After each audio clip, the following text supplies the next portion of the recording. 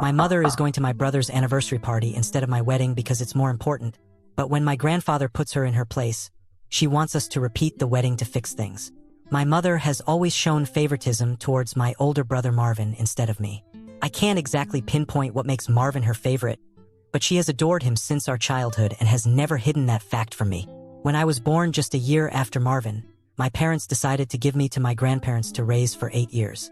My mother found it too overwhelming to take care of both Marvin and me at the same time. According to my grandparents, my mother was going through postpartum depression, which made it difficult for her to care for both Marvin and me. My grandparents didn't resist much when my mother wanted to give me to them, understanding the severity of her condition. My father couldn't handle taking care of me alone while also working. As a baby, I had no idea that my grandparents were not my real parents, so I grew up in their loving and happy home, feeling safe and content. However, when I started walking and understanding words, things began to change. My parents would occasionally visit me, and during these visits, they would explain that they were my real parents and that my stay with my grandparents was only temporary. These visits were always bittersweet and confusing for me. On one hand, I was excited to see my parents, but on the other, I felt a sense of confusion and abandonment. I saw my parents spend 2 or 3 hours with me, playing and talking, but then they would say goodbye and go home, taking Marvin with them. This pattern continued, and it became clear to me that Marvin was always their priority. Even though my grandparents provided all the love and care they could, the brief visits from my parents left me feeling unwanted. Finally, when I turned 8 years old, my parents brought me back home. At first, I was excited to return to my family and finally reunite with them. However, the excitement slowly faded when I began to realize how much better my life had been with my grandparents. One of the first changes I had to adapt to was sharing a room with Marvin. Marvin had always had his own room, and there was a spare room that my parents could have given me instead. But they insisted that Marvin and I share a room so we could bond as brothers. Marvin hated this new arrangement and made it clear. If I played too loudly or read the comics my grandparents had bought me, Marvin would mock me, calling me a snot-nosed kid and a weirdo. Whenever I tried to decorate my side of the room with drawings or posters of my favorite superheroes, Marvin would mock me and call me childish. If I brought home a good grade from school and excitedly showed it to my parents, Marvin would roll his eyes and sarcastically call me the teacher's pet. When I practiced playing the keyboard that my grandparents had given me, Marvin would tell me that I sounded terrible and should give up. Even small things like how I organized my toys or the way I talked about my day became reasons for Marvin to mock me. He called me a dumb nerd every time I showed interest in reading or learning something new. Over time, I realized that the things I enjoyed doing became points of conflict. Marvin had a problem with everything I did and made me feel self-conscious. Imagine that your older brother, someone you should look up to, mocks you for every little thing. It makes you start doubting yourself. I was too young to understand that what he was doing was essentially bullying me. I thought that maybe I was the problem and just wanted to fit in with my family. I stopped reading my comics at home and only read them in the school library. I stopped playing the keyboard altogether. I did all this thinking that maybe, hopefully, my brother would accept me if I changed. Unfortunately, no matter how much I tried to adapt and fit in, Marvin's attitude towards me didn't improve. The more I tried to please him, the more I felt like I was losing parts of myself. Even when I stopped doing all those things that bothered Marvin, he found new ways to mock me. I remember that in my childhood, I had many pimples due to a skin condition, which has since been treated. Marvin constantly told me how ugly I was and that my face was disgusting. Hearing this was so painful that I would cry and go to my parents. Instead of supporting me and reprimanding Marvin, my mother would tell me to stop crying and be a man. My father didn't help much either, trying to stay out of it. My mother told me that I should stand up to my brother instead of coming to her. As a result of Marvin's bullying and my parents' inability to make me feel safe and loved, I felt confused and isolated. I longed for the cozy environment I had with my grandparents, where I always felt valued and understood. My grandparents would visit me whenever they could, and when they did, they tried to gently talk to Marvin and tell him not to bother me, but he never listened to them. Therefore, most of the time, I was left alone to deal with things at home. As I grew older, I slowly became a very angry teenager. I remember that although Marvin was older than me, I was growing taller than him, and he didn't like that at all. He would mock me for my height, calling me giant or slender man to annoy me. However, this time, instead of asking my parents for help, I started to give it back to him by calling him Shrimp. I also hid his books on the top shelf or on top of the closet so he couldn't reach them without a chair, which then gave me a reason to mock him. He complained to our parents, and sometimes I got scolded, but I still felt a mix of satisfaction and guilt for standing up for myself. Although it felt good to stand up for myself, it also meant that our home was becoming an even more hostile environment. The battles between us became more frequent and intense, and neither of us was willing to back down. The straw that broke the camel's back and showed me exactly how much my parents favored my brother over me was during my school's annual awards ceremony. I had put my heart into my studies and was about to receive the top award in my class. I wanted the support and presence of my parents at the ceremony, hoping for their pride and encouragement. However, a few days before the ceremony, my mother informed me that Marvin had a swimming competition scheduled for the same day. Even though my ceremony and his competition were hours apart, Marvin wanted to focus on his preparation, and according to my mother, he needed her more. She assured me that my father would be there to support me. Although disappointed, I resigned myself to the idea that at least one parent would be there for me. On the day of the ceremony, I was shocked when not even my father showed up. At the last minute, my mother had urgently called him, saying that Marvin was having a panic attack before his competition and needed him to be there to calm him down. My father chose to run to Marvin's side instead of coming to my awards ceremony. When I went up to receive my award, I remember not seeing any familiar faces in the audience cheering me on. Later, when I got home, both my parents and Marvin were absent. I called them, only to find out that they were still with Marvin. Hours passed before they returned, jubilant and celebrating Marvin's victory in his competition. They hugged him tightly and praised his achievements as if it were the most significant event of the year. I couldn't help but feel jealous and hurt at that moment. My parents didn't even apologize to me for missing my ceremony. Clearly, it was a harsh realization of where I stood in my parents' priorities. Despite my hard work and achievements, I was always in the shadows and unappreciated compared to Marvin. This entire experience became a turning point.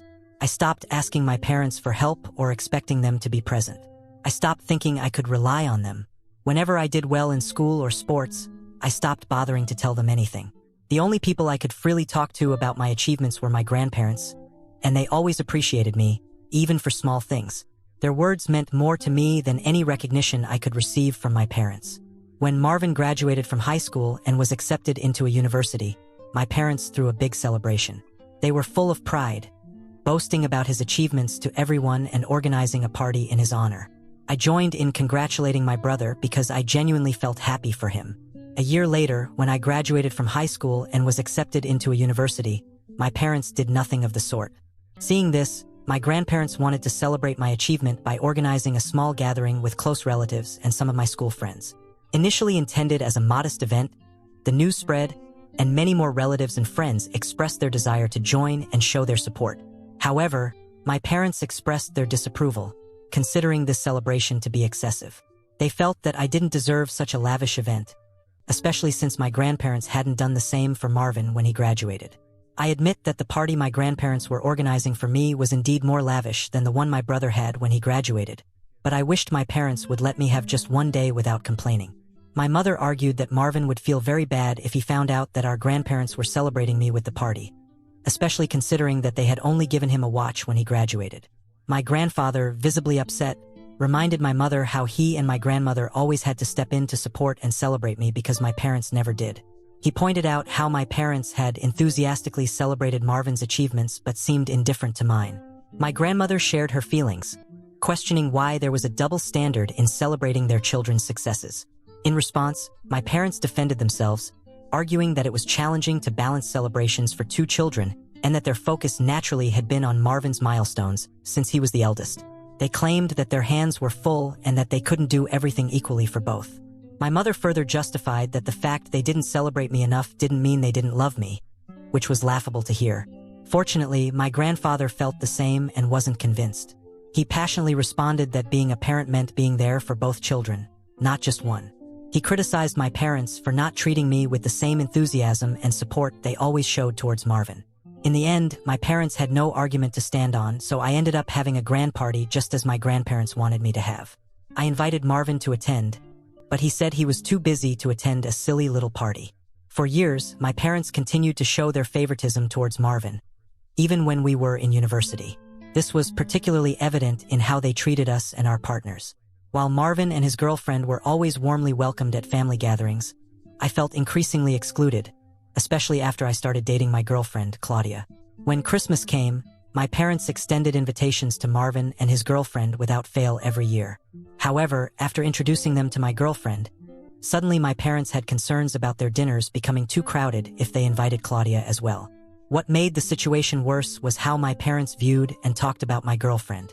Despite her impressive academic achievements and successful career, they found reasons to criticize her, which made me very angry. Meanwhile, Marvin's girlfriend, who didn't work and relied on alimony from her ex-husband, was never questioned or judged in the same way. My mother's comments were particularly hurtful. She once openly expressed how she would have preferred me to find a girl more of the traditional housewife type instead of someone like my girlfriend, who was so focused on her career. She even suggested that Claudia wouldn't make a good mother for my children. Despite her comments, I continued my relationship because I believed in my girlfriend and our future together. I even stopped attending family dinners and annual Christmas events to avoid giving my parents any reason to criticize my girlfriend. I don't think my absence affected them much. Now, getting to the main story of why I'm on Reddit today. 6 months ago, I proposed to Claudia, and she said yes. I had no doubt that she was the one for me. This woman has given me so much love and support over the years that I can't imagine my life without her. When I informed my parents about the engagement out of courtesy, wanting them to hear the news from me instead of someone else, I received mixed reactions. My dad seemed genuinely happy for me and congratulated me, while my mom remained silent. Later, my mother texted me to express her disappointment. She said she was disappointed that I didn't listen to her and went ahead with the proposal to Claudia. She claimed that as a woman, she knew better about other women and felt that Claudia wouldn't fit well in our family. I was stunned and told her to stop bothering me since I was tired of her always criticizing my relationship. I asked if she had any legitimate reason for her dislike of Claudia or if it was simply an unfounded prejudice. Then my mother replied, saying that Claudia always talked back to her, unlike my brother's girlfriend. This statement left me speechless. It was true that Claudia didn't let people walk over her. In the past, whenever my mother tried to subtly mock her education, her outfit, or her career choice, Claudia never let it slide. This is one of the things I admire about Claudia. She stands up for herself. She knows the history of my family, and unlike me, she doesn't hesitate to confront my mother. However, Claudia has never been directly disrespectful. Her responses are usually witty and sarcastic, but clearly my mother has hated Claudia all this time for this. So it became clear to me that my mother's problem with Claudia wasn't based on any actual behavior or character flaw, but rather on an outdated notion of how she expected a woman to behave. Therefore, I told my mother that I didn't feel Claudia was wrong in any way and that I wished I could be more assertive like her. My mother responded that Claudia was a bad influence and that she was changing me too much. I paid little attention to my mother's criticisms and continued to plan my wedding with Claudia enthusiastically.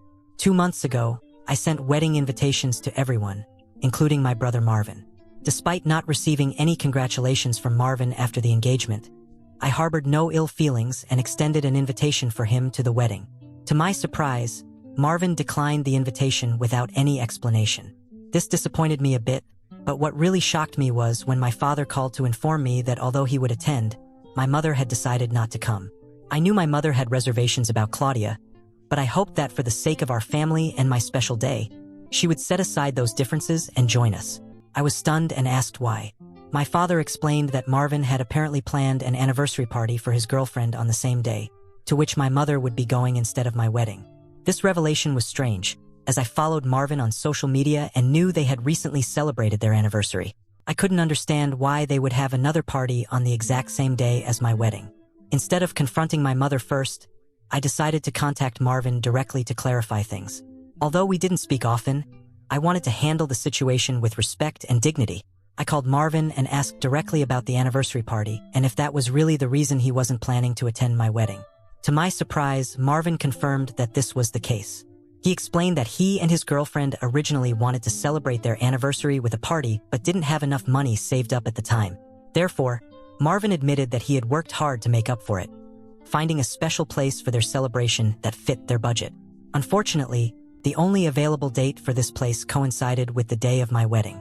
I expressed my disappointment and kindly suggested that he could have chosen a different date, emphasizing how much I would have appreciated his presence at my wedding.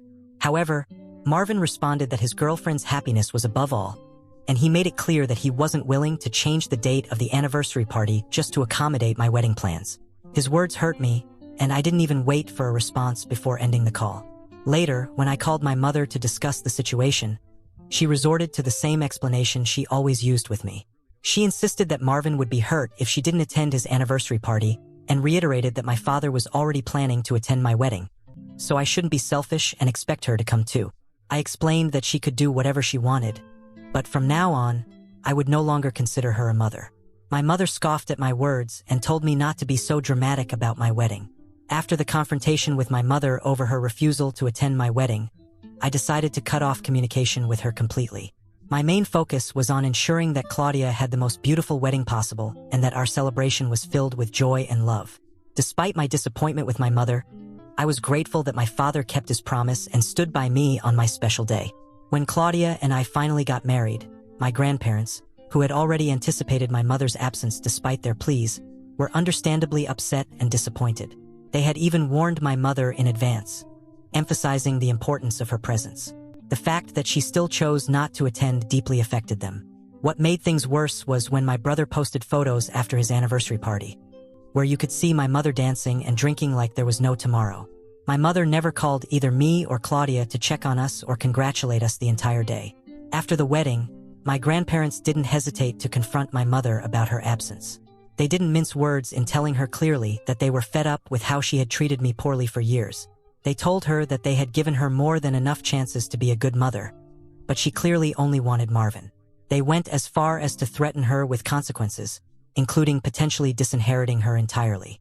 When my mother tried to argue with them, saying that Marvin's party was also important, they informed her that they would make sure I received every last cent of their inheritance since I deserved it more than she did. This was huge from my grandparents and completely unexpected. After her confrontation with her parents, my mother called me, begging for forgiveness. During our brief conversation, she lamented how unfair it would be if I received my grandparents' inheritance instead of her.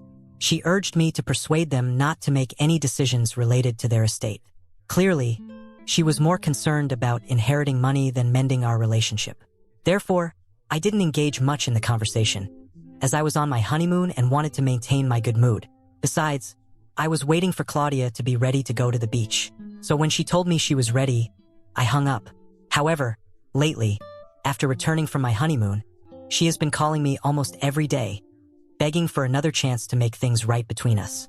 She suggested that Claudia and I should have another wedding, this time just with close family members if possible, so that she could attend. She has expressed regret for missing my wedding and insists that I should give her the opportunity to make amends. Out of nowhere, Marvin also texted me, saying that I shouldn't have involved our grandparents in our private matters and that Mom was really scared of losing her inheritance. He said that for her sake, I should organize another wedding just to restore peace in our family.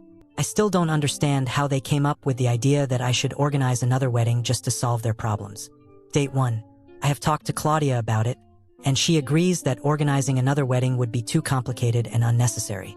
She believes I should stand my ground with my mother and tell her that she had the chance to attend our original wedding but chose not to, so now she has to deal with it. I want to clarify a few points. First of all, despite the favoritism I've experienced from my parents, especially from my mother towards my brother, I don't harbor hatred towards him. I understand that he observed and learned from how our parents treated us differently. While my mother clearly favored him, I believe he took advantage of that dynamic. As an adult, I prefer to address and resolve our issues rather than harboring resentment. However, it seems that my brother still engages in immature behaviors and enjoys playing childish games. Secondly, my grandparents have indeed decided to leave me their entire inheritance, not my mother or Marvin. Our close bond developed because they practically raised me and want to ensure I am taken care of, regardless of how my parents support Marvin in the future. There are also no uncles or aunts in the picture, so they don't have many people to leave it to. Lastly, it's important to note that my mother faced criticism from other family members besides my grandparents for not attending my wedding. Despite their disappointment, she initially seemed indifferent to their concerns. It was only after my grandparents decided to alter their inheritance plans that she began to change her approach, urging me to organize another wedding to include her.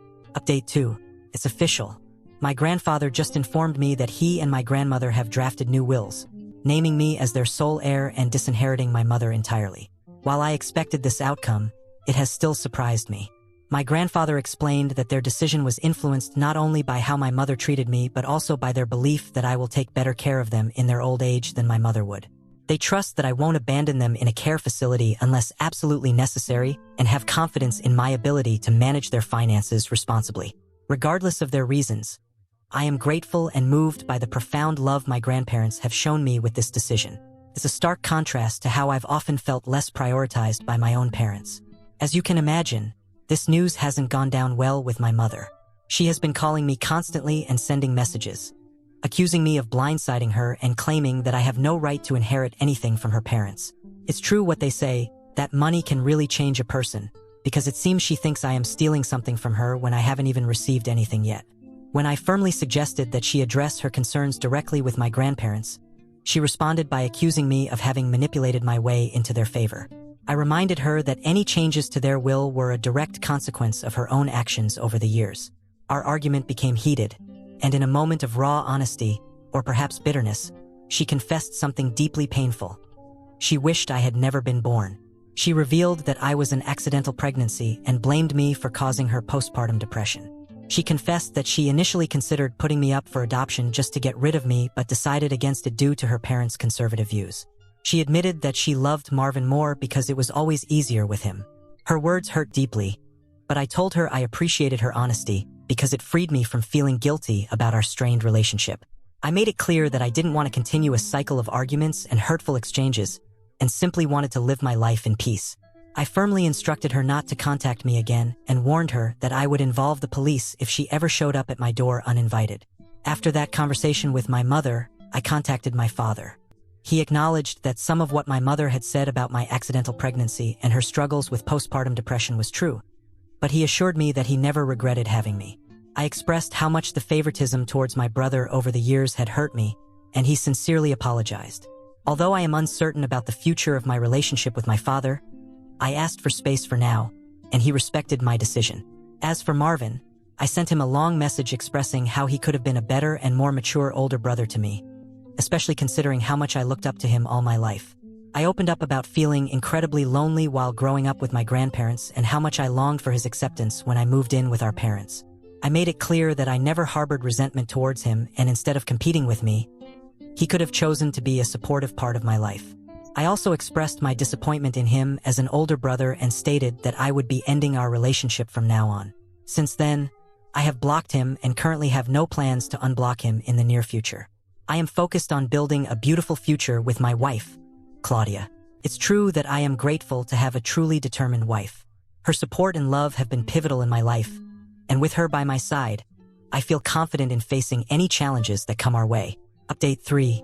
It has been maybe 4 or 5 months since I last updated, but here's what has happened in my life. I haven't heard much from my brother since he is blocked, but my relatives haven't told me much either. I guess nothing important has happened in his life. As for my father, I haven't spoken to him all this time. I haven't felt like I missed him, and I don't think I need to have a relationship with him either. Some people in the comments mentioned that he was also part of the whole ordeal, and they are right. That's why I haven't spoken to him again. Regarding my mother, she has been making posts about me on social media, but whenever she does, I unblock her and comment to explain how things really went, and then block her again. The funny thing is that I get more likes than she does, so I know people are on my side. Many even respond on my behalf now, and I don't even have to bother doing it myself. My grandparents have also stopped talking to them. I see them every weekend when my wife and I go to dinner with them.